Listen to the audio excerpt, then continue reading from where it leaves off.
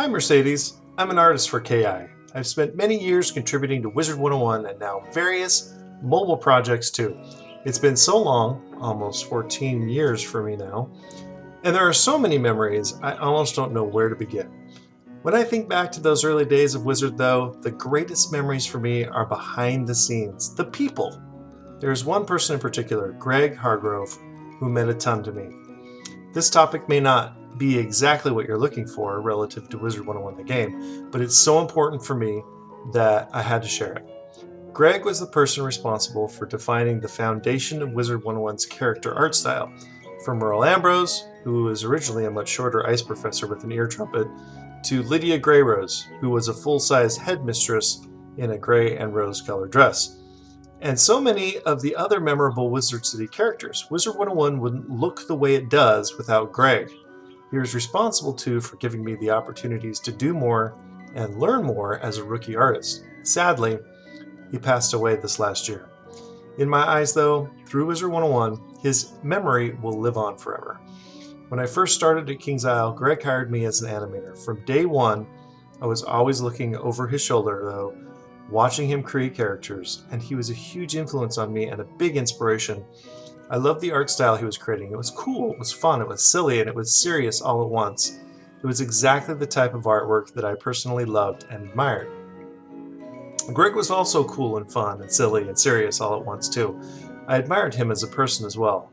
Eventually, Greg gave me the opportunity to do more than animate, to also model and texture my very first character. It was super intimidating. Adam Schumann was our only modeler at the time, and he set a high standard for quality and efficiency. Aside from the pressure of making art that didn't stink, the character I was given was super important. It was the Frost Giant. I loved the concept art for him. He was so awesome, big, strong, powerful, intimidating. Also, the Frost Giant is Greg. All I had to do was paint him blue and give him a helmet and braids. Easy, right?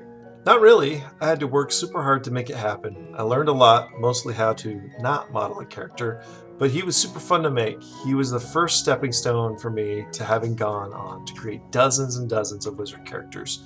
From concepting to modeling to animating, I've always asked myself the question, what would Greg do?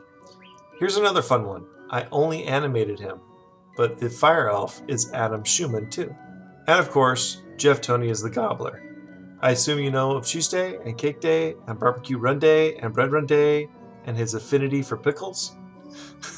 That's all fun to think back on, but it really shows, I think, how integrated the people behind the scenes of Wizard 101 are to the game itself. It's not always as straightforward as Alec Silverfist.